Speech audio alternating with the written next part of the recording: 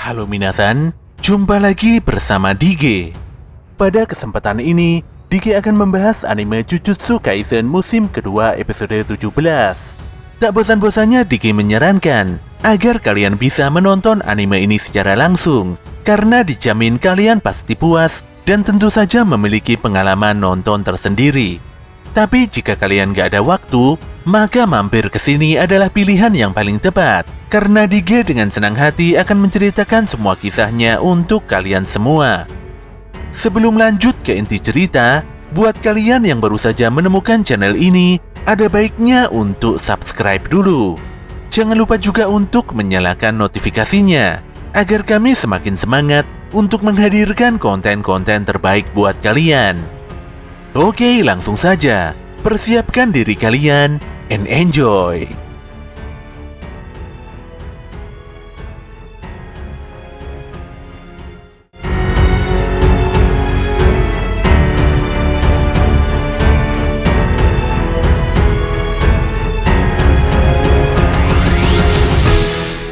Adegan pun kembali pada Fushiguro Megumi, di mana dia nampak merintih kesakitan setelah punggungnya ditebas oleh Haruta Shigemo. Meskipun terluka parah dan darahnya berceceran di mana-mana, namun Fushiguro terus berjalan dan berusaha menjauhi Haruta. Haruta pun tertawa jahat, karena dengan pendarahan parah seperti itu, dia yakin Fushiguro pasti akan tewas dengan sendirinya. Dan benar saja, sedetik kemudian Fushiguro nampak tersungkur di tengah jalan. Namun pemuda ini masih tidak menyerah. Teknik 10 bayangan Fushiguro awalnya hanyalah 2 ekor anjing dewa. Jika dia ingin menggunakan Shikigami yang lain, maka dia harus mengetahui cara menjinakkan mereka. Walaupun proses menjinakkan Shikigami bisa dilakukan oleh banyak orang bersama-sama, namun hal tersebut jadi tidak berarti bagi seorang penyihir Jujutsu. Oleh karena itulah, jika ini semua demi bisa menjinakkan Shikigami terkuat, maka Fushiguro bisa memanggil Shikigami tersebut kapan saja. Scene pun flashback beberapa tahun ke belakang, di mana kala itu Gojo menceritakan tentang perseteruan klan Gojo dan Zenin pada Fushiguro. Sejak zaman Edo atau mungkin zaman Keijo, kedua klan tersebut memang tidak pernah akur sama sekali. Pada waktu itu kedua kepala keluarga dari masing-masing klan bertarung habis-habisan 1 lawan 1. Hasil dari pertarungan sengit tersebut membuat keduanya tewas. Kala itu pemimpin klan Gojo sama seperti Satoru, di mana dia memiliki 6 mata dan teknik kutukan tak terbatas. Sementara pemimpin klan Zenin memiliki teknik kutukan 10 bayangan seperti milik Fushiguro. Fushiguro lantas mengepalkan kedua tangannya di depan. Di dalam benaknya, Fushiguro meyakini bahwa tidak ada seorang pun yang bisa menjinakkan Shikigami yang satu ini. Haruta pun nampak kebingungan dan begitu waspada dengan tingkah laku Fushiguro. Dia pun sangat terkejut dan berusaha menghentikan tindakan Fushiguro. Namun dia terlambat, karena tanpa sadar Fushiguro telah melibatkannya ke dalam ritual pembangkitan Shikigami terkuat, yaitu Mahoraga. Bahkan saking kuatnya, ledakan energi kutukan Mahoraga bisa memancing Sukuna untuk mendatanginya. Fushiguro lantas berpesan pada Haruta untuk berjuang semaksimal mungkin karena Mahoraga tidak bisa dikendalikan. Sedetik kemudian, Fushiguro langsung disikat oleh Mahoraga yang dijuluki sebagai Jenderal Suci Alam Lain. Haruta pun hanya bisa mematung ketakutan, apalagi Fushiguro nampak tergolek tidak sadarkan diri di sudut jalan. Tak berselang lama, si Mahoraga lantas mendatangi Haruta dan memukulnya tanpa ampun. Namun sebelum itu terjadi, tanpa disangka Haruta telah diselamatkan oleh Sukuna. Sukuna pun melihat Fushiguro yang mengalami mati suri. Dalam waktu yang relatif singkat, si Raja Kutukan pun telah memahami situasi yang terjadi saat ini. Keputusannya menyelamatkan Haruta juga tidak salah. Apalagi sepertinya si Fushiguro berniat mati dengan melibatkan Haruta dalam ritual pemanggilan Mahoraga. Begitu si Haruta tewas, maka ritual ini akan berakhir dan Fushiguro juga akan ikutan mati. Sukuna pun memberikan pertolongan pertama pada Fushiguro dan berharap pemuda tersebut tidak mati sia-sia. Agar Fushiguro tetap hidup, Sukuna yang merupakan sosok di luar ritual harus bisa mengalahkan Mahoraga. Dengan demikian, maka ritual ini seakan-akan tidak pernah terjadi. Mahoraga lantas mengeluarkan pedang khusus dari tangannya dan memukul Sukuna dengan begitu keras, Awalnya Sukuna menangkis serangan tersebut, namun dia langsung menghindar setelah menyadari bahwa pedang Mahoraga adalah pedang pembasmi roh kutukan. Jika saja Sukuna adalah roh kutukan, maka dia pasti lenyap setelah terkena serangan Mahoraga tadi. Keduanya pun bertarung habis-habisan.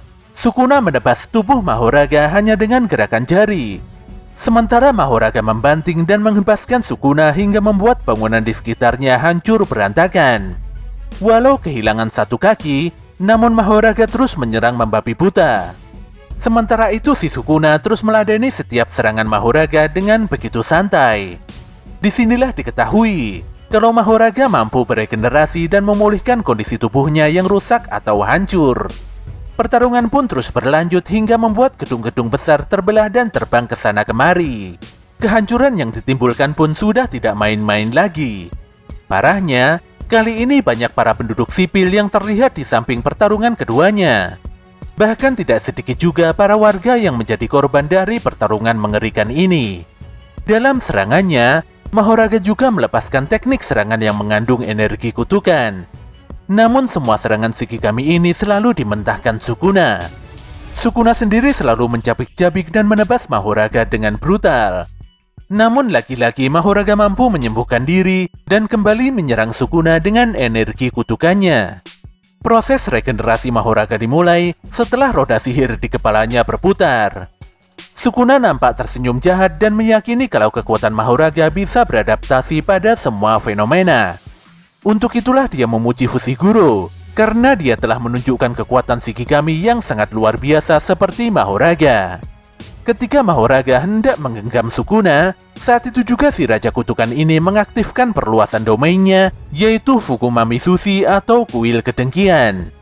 Tidak seperti domain lainnya, domain milik Sukuna ini tidak membatasi ruang dengan penghalang.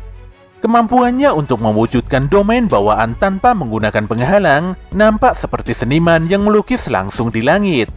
Ini adalah salah satu teknik dewa. Ditambah lagi ikatan sumpah akan terbentuk dengan memberikan rute pelarian pada musuhnya. Efek serangannya meningkat tajam dan pasti mengenai sasaran hingga radius 200 meter. Tidak peduli sasaran tersebut memiliki energi kutukan ataupun tidak. Dikarenakan efeknya bisa mengenai Fushiguro Megumi, maka Sukuna memperkecilnya hingga radius 140 meter saja. Di sini pun diperlihatkan bahwa semua penduduk sipil yang berada pada jangkauan domain Sukuna langsung tertebas hingga tidak bersisa. Sukuna terus melepaskan serangan tanpa batas pada Mahoraga sebelum kuil kedengkiannya menghilang. Ini adalah satu-satunya cara untuk menghancurkan Mahoraga, di mana teknik ini tidak pernah diperlihatkan untuk melawan Shikigami terkuat sebelum dia beregenerasi kembali. Mahoraga pun dibuat tidak berkutik dan benar-benar kesulitan menyembuhkan diri. Sukuna lantas mengakhiri serangan brutalnya dengan melesatkan panah api pada Mahoraga. Serangan super kuat ini pun membuat Mahoraga menjerit, diikuti dengan ledakan api hebat di sekitarnya. Tubuh Mahoraga sendiri nampak lenyap dan hanya menyisakan roda sihir yang tergeletak serta meleleh di tanah. Setelah pertarungan usai, Sukuna dengan santainya mengusir Haruta begitu saja. Tentu saja Haruta sangat senang bukan kepalang. Dia pun berlari dan merasa dirinya adalah orang yang paling beruntung di dunia karena berhasil lolos dari kematian. Namun semua kesenangan itu seketika berakhir karena tanpa sadar Sukuna telah membelah tubuhnya menjadi dua bagian. Sesaat kemudian, kepala sekolah Yaga dan Suko Ieiri melihat tubuh Fushiguro yang tergeletak dan masih tidak sadarkan diri. Sekilas Pak Yaga menyadari bahwa yang mengantar Fushiguro tadi adalah Itadori yang masih dirasuki oleh Sukuna. Pada pukul 23:14 waktu Shibuya, Sukuna pun kembali di area pertarungan sebelumnya. Sebelum mengembalikan kesadarannya pada Itadori, si Raja Kutukan ini pun memperlihatkan seluruh ingatan serta pembunuhan dan pembantaian keji yang dilakukannya pada Itadori. Tentu saja Itadori sangat terkejut, terpukul dan terdiam mematung di tempatnya. Tangannya gemetaran hebat menyaksikan pemandangan buruk di hadapannya. Apalagi semua itu terjadi karena ulah dirinya sendiri yang tidak mampu mengendalikan kegilaan Sukuna. Itadori pun menangis hebat dan benar-benar sangat frustasi.